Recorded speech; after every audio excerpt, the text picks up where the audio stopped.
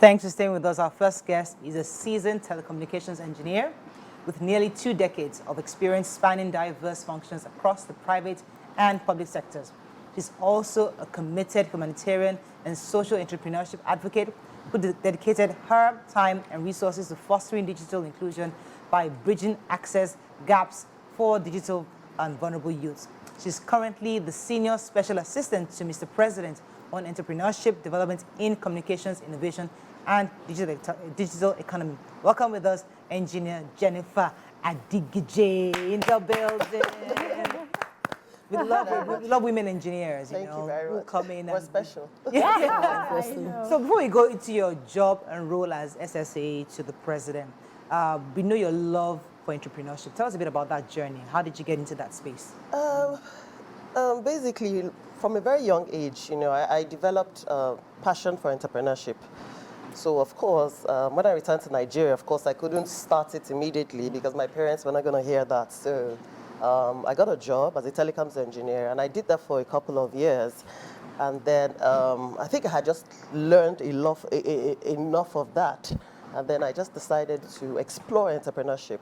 So I did, I've done almost every business. I started by selling fabrics, I did tailoring, I did food, I had a bakery, I did interior design, I did construction, you name it. Wow. And then, and the reason why I went into it head on was because I didn't want to learn entrepreneurship by the books. I wanted to learn it from experience, because my lifelong commitment is to mentor upcoming entrepreneurs. And that's my own way of giving back and my sense of social responsibility for the young, upcoming men and women entrepreneurs.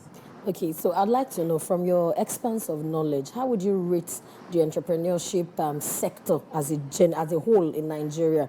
Youth who are entrepreneurs now, adults, how do you scale it? Are they doing well enough, or we still have long ground to cover? Certainly, we do have a long ground to cover, but we're not where we want to be yet, but we're not where we used to be. And I'll tell you why, because Mr. President is very committed to entrepreneurship development.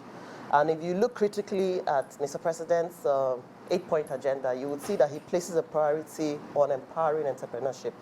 Now, Mr. President's 8-point agenda, number 1 is food security. Number 2, poverty alleviation. Number 3 is growing the economy. And then number 4, which to me is the most critical, is access to financing for businesses. And so that tells you the heart of Mr. President for the entrepreneurship ecosystem. And the reason is not far-fetched, right? Because the statistics tell us that about 55% of our GDP is contributed by this sector. The statistics also tell us from the MBS that 70 to 80% of our productive workforce are employed by this sector. And so and also SMEDAN tells us that about 30 million business enterprises in Nigeria. So this is one sector that their outputs, their productivity speaks directly to wealth creation, job creation, and poverty alleviation. And so it's a no-brainer for the government to invest in empowering our entrepreneurs to be more productive, which is why we're being very intentional about providing access to financing. And it's not just access to financing, but how affordable is the financing. And Mr.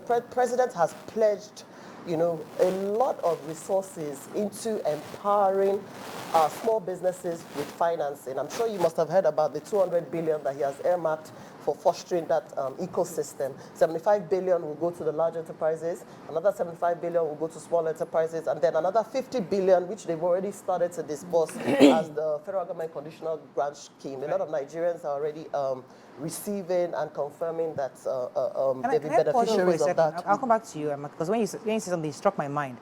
I remember Jonathan's time. They did something called U-Wing.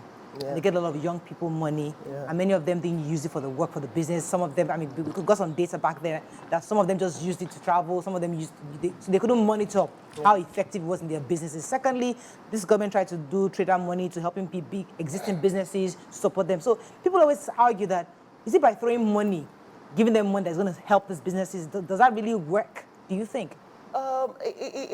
We still have a role to play in sensitization. in advocacy, and which is why my office is driving a new wave of advocacy, and which is why, as you know, I have a program tomorrow, and it's an inclusive stakeholder engagement series. And in those series, the segment is actually, the program is divided into 3 segments. So the first segment, we hold discussions around subjects that speak to their most critical needs. And then the second segment is where we have the government stakeholders, like the MD of Bank of Industry will be there, the DG of SMEDA will be there to talk to them about the programs that are available and the opportunities that they can unlock for their businesses. And then the final segment of the program is a capacity building program where we teach them digital literacy skills, financial literacy skills, and even effective management skills. So we have a role to play in ensuring that, that the investments that we make are utilized for the purpose for which they were intended.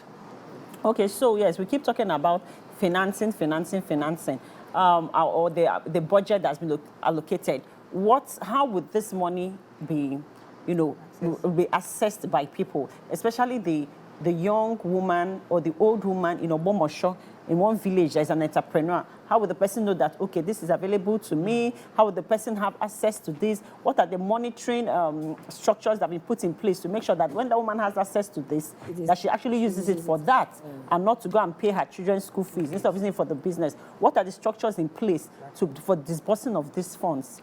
Yeah, I'm sure you know the agencies primarily responsible for disbursing this funds. Certainly not my office. The BOI is there, the SMEDAN is there, and I know that they do have structures in place to ensure that there's monitoring and evaluation and to ensure that the programs are done the way they ought to be done. Like I said, on my own part, I'm compelled to do the advocacy. So I'm just on the front end, ensuring that, I took it upon myself, just to create that handshake. And I think it's a very good takeoff point. It's a very good takeoff point for our small business owners to even first know what is available, and how do we have access to it. I think that's a good starting point, and that's what we're doing, and that's where we are. I just wanted to say as an aside, make sure you are not the one disbursing funds, because EFCC. No, it's not in my duty. I don't have the I know that. When I heard that, I was very happy for you. I'm just saying. I like the advocacy part. I'll come back to you, because the truth is that people don't have information, and they feel like the young people are online doing a lot of stuff, but there's so much more that they can actually, there's so much potential in what they're doing, but they don't have a clue. But how simplified is this advocacy? Because people don't have time for, conferences are nice, they're really great to put everybody in a room and have speeches, but it's just speeches again. The kids just like, the young guys just look at it, okay, yeah. But sometimes when you put them into short little thing, either those entertainment information, those nice little animated things, those things, they drill in better, where people get the message. But so what other avenues are you using to advocate or to get people to have this information? And just to help her to continue, I've noticed a lot of young people, they are so innovative. They are doing, I went somewhere the other day, they were doing akara crisps. I've never heard of it. They think of all these things. It's just so, I find them so amazing. These young people, what they're coming up with, the kind of things they're coming up with. I totally agree with you. And it's in Nigeria, we have the youngest and fastest growing population, youthful population in Africa. And in fact, the prediction is that, the forecast is that by 2050, 1 out of 4 black people in the world will be Nigerian. So which is why we're very committed to providing enablers for our young people. And we do understand that our young people are the dominant players in the digital ecosystem. So which is why, yes, we have digital tools out there. We use social media for this advocacy. And in fact, there are even special programs for entrepreneurs with innovation and digital leanings. I'm sure you must have heard about the Adighije program. The Adighije program, which is championed by the Office of the Vice President and will be rolled out very soon. That will be another program through which our young, vibrant youths can unlock opportunities to grow their digital skill sets. The truth is that we don't want your skill sets to just end up within your immediate environment. We want you to be able to take the opportunities we're giving you, develop and nurture those talents to the point of commercialization. The ultimate goal is to get your talents to end up in the marketplace where it can unlock value and attract foreign capital and foreign investment and even local investment here in Nigeria. That's our own homegrown solution to growing the digital economy. And it will be powered and enabled by our young digital natives. So what are we to expect tomorrow? Who is speaking? And yes, what's the venue for those that want to attend? So like I said, it's an MSME stakeholders engagement series for women-led businesses. Of course, the men can watch virtually, and we had to just restrict. We had to limit it because we have space constraints. So it's going to be at Echo Hotel, Echo Convention Center tomorrow at 2 p.m. And it promises to be very empowering. We already had one in Abuja. And like I said, it's a national program which I'm taking to the 36 states of the country. And then the feedback we got from the first one in Abuja was amazing. You know, a lot of them have been able to now arm themselves with the right information. They know where to go to for funding, private sector funding or even public sector funding. Because even the private sector, there is access to funding. I know that Sterling Bank has, you know, single-digit loans for women entrepreneurs. I think Women Bank has a similar program as well. And I have a colleague in the Office of the Vice President, Mr. Tola Johnson.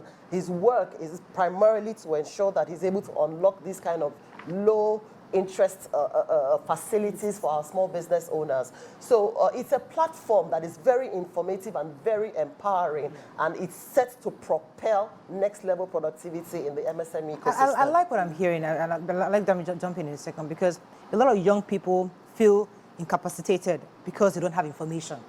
And the information is available, they just don't know where to find it. So tomorrow's event, hopefully, will answer a lot of questions for young businesses who are trying to scale, who are building, trying to grow their business, get to the next level. Because you can be selling these akara chips with your friends and family in school, but the truth is that you can actually take it to a different level where you can supply in schools, you're supplying, you're taking to West Africa. There's so many things available you can do. So if you really want to scale your business, I think it's an opportunity. No, it is a very good opportunity, because, I mean, it goes beyond access to financing. Although I will tell you that the most critical need for any average small business owner in Nigeria, they will tell you, is access to financing.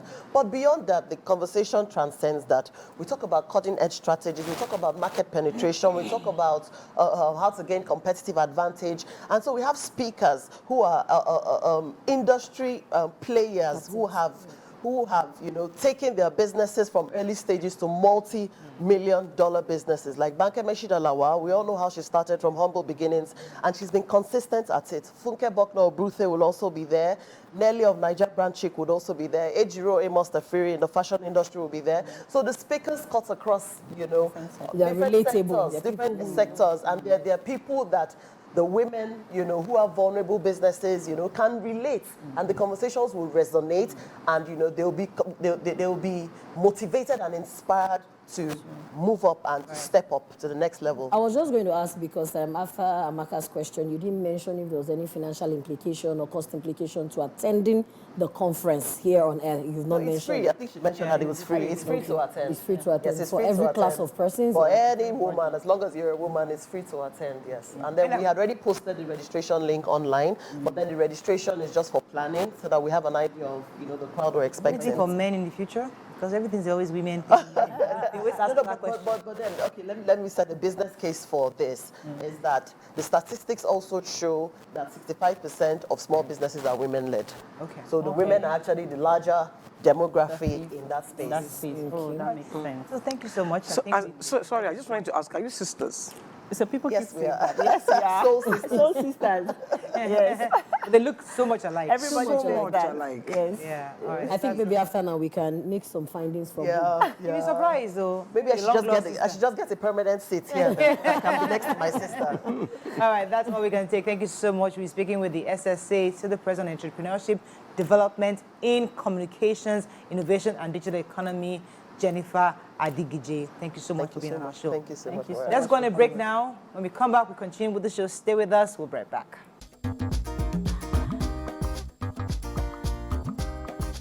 Stay tuned. Your View will be right back.